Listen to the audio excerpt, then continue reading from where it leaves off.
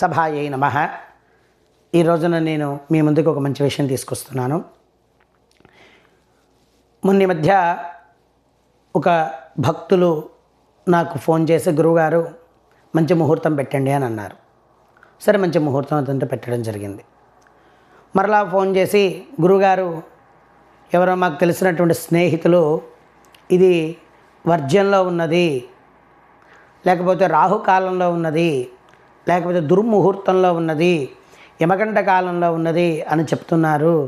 ఏమిటండి ఇవన్నీ అని అంటే నేను వారికి చెప్పాను, మనకి పెద్దవాళ్ళు ఏ ప్రాంతంలో అయితే మనం ఉంటామో ఆ ప్రాంతానికి ఈ సమయంలో ఈ పూజలు ఈ పనులు చెయ్యొద్దు అని ఒక ఆచారాన్ని మనకు పెట్టారు. ఇప్పుడు మీరు గనక తెలంగాణలో కావచ్చు, కొన్ని ప్రాంతాలలో ఆంధ్ర వైపు కనుక చూస్తే వర్జ్యము అని పాటిస్తారు. అదే మీరు Andhra side east Godavari, west Godavari, లేకపోతే విశాఖపట్నంలో తూర్పు ప్రాంతం వైపుకి వెళితే అక్కడ దుర్ముహూర్తము అని పాటిస్తారు. అదేవిధంగా కొంచెం దక్షిణానికి కనుక వెళ్ళామనుకోండి, అంటే నెల్లూరు తర్వాత రాయలసీమ ప్రాంతము, తర్వాత దక్షిణాది తమిళనాడు, కర్ణాటక, కేరళ, ఇవన్నీ కూడా రాహుకాలము అని పాటిస్తారు. తమిళనాడులో కొన్ని ప్రాంతం వాళ్ళు యమగండ కాలము అని కూడా పాటిస్తూ ఉంటారు.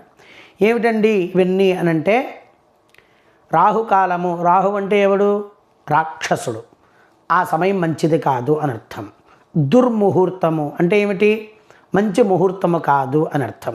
వర్జ్యము అంటే ఇది విడిచిపెట్టవలసినది అని అర్థం. యమగండ కాలము అంటే అది యముడికి సంబంధించినటువంటి కాలం, మంచి కాలం కాదు అని. గుళికా కాలము అది వదిలిపెట్టవలసిన కాలమని, ఇలా రకరకాలుగా చెప్పారు. మీరు ఏ ప్రాంతంలో అయితే ఉంటారో ఆ ప్రాంతానికి తగ్గట్టుగా ఆచారాన్ని ఆచరించాలి. ఇప్పుడు యమగంట కాలము పాటించి, రాహుకాలము పాటించి, దుర్ముహూర్తము పాటించి, వర్జ్యము పాటించి, గుళికా కాలం పాటిస్తే ఆ రోజు మొత్తం పూర్తయిపోతుంది. ఇంకా మనం చేసేది ఏముండదు.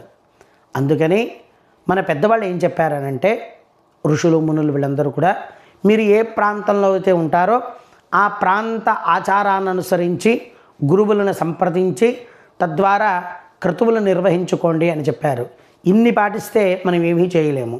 కాబట్టి కొన్ని ప్రాంతాలకే ఈ పద్ధతులన్నీ కూడా, అన్ని ప్రాంతాలకి అన్ని విషయాలు అప్లికబుల్ కావు.